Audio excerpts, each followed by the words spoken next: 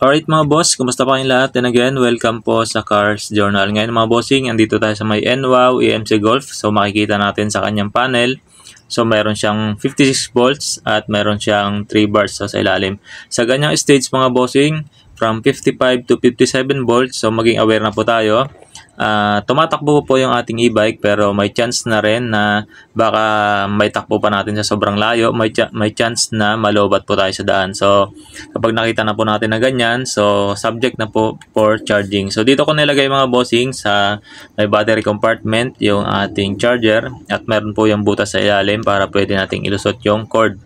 At dito naman sa may kanyang side, so makikita natin yung charging port at dyan po natin i-insert or ipa-plug yung ating charger. So, pwede nyo gawin to mga bossing. Unahin nyo i-plug yung kanyang charger sa charging port.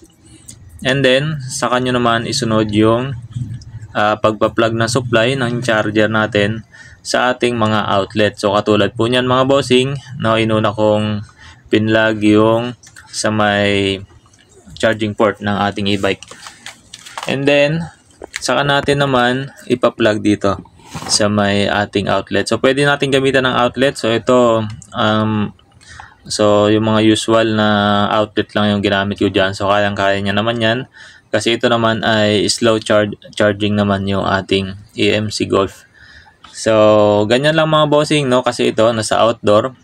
Pwede rin kasing may makialam, halimbawa kung naka-expose yung ating charger. Kaya ang ginawa ko, ipinasok ko doon sa loob ng compartment. So loob ng battery compartment para in case naman na may mga bata or maaaring gumalaw, safe na safe po yung ating charger. So katulad po niyan. At kapag na-plug na po natin yung ating battery charger sa outlet, so makikita natin yung red indicator light, no, sa ating charger. So ibig sabihin ay nagpa-function na po yung ating charger, and then kapag yan na po ay yung red light na yan ay mag-turn na sa green light, so ibig sabihin ay full charge na po yung ating battery. So sa ganito, sa EMC Golf, so halos tumatakbo po yan ng 10 to 12 hours, no, kapag low-bat.